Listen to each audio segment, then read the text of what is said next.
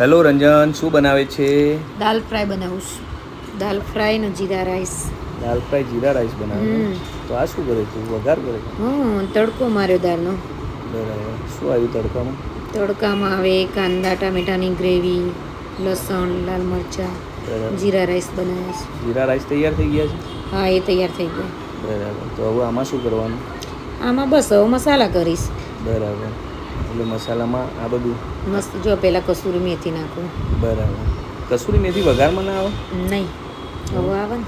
બરાબર. કસૂરી મેથીથી ટેસ્ટ સારો આવે. ટેસ્ટ સારો આવે ને, અને સ્મેલ બી મસ્ત આવે. હા, દાલ ફ્રાયમાં જોઈએ જ. હવે શું નાખે? હવે હું નાખીશ મસાલા બધા. બરાબર. હળદર નાખું. હા. પછી લાલ મરચું નાખું. બરાબર. પછી ધાણા જીરું નાખું. બરાબર. ગરમ મસાલો નાખીશ. હા હા. મીઠું નાખીશ. બરાબર. એટલે આ દાલ ફ્રાય છે કે દાલ? દાલ ફ્રાય છે. લીંબુ નાખું અને થોડી ખાંડ નાખું. દાલ ફ્રાયમાં પછી ખાંડ થોડીક જ આવે. બરાબર. આ ખાંડ નાખી.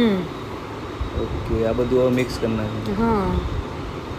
બરાબર. હવે આમાં મેં બધી દાળ બાફી છે ને જે, એ બાફેલી દાળ આમાં ઉમેરીશ. બરાબર.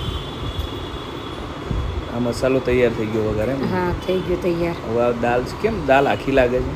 આ દાળના આમાં બ્લેન્ડર નાખી રહેવાનું હોય. કેમ? દાલ આને ફ્રાય બસ આવી જ રાખવાની. પંજાબી દાળ? હા, પંજાબી જાડી દાળ રાખવાની. બરાબર. તો આમાં તો એક દાળ નહીં હોય, 2-3 દાળ મિક્સ હશે ને? 4-5 દાળ છે, મિક્સ કરેલી જ છે મારે પહેલેથી. રાઈસમાં જીરા નાખેલા છે? જીરા રાઈસ જ બનાવ્યા છે. બરાબર. જીરા રાઈસ ને દાલ ફ્રાય. દાલ ફ્રાય ને સાથે પરોઠા. બરાબર. તો દાલ તૈયાર થઈ ગઈ કે હજુ વાર છે? નહીં, હજુ તો વાર છે. ચડવા દેવી પડશે ને હજુ.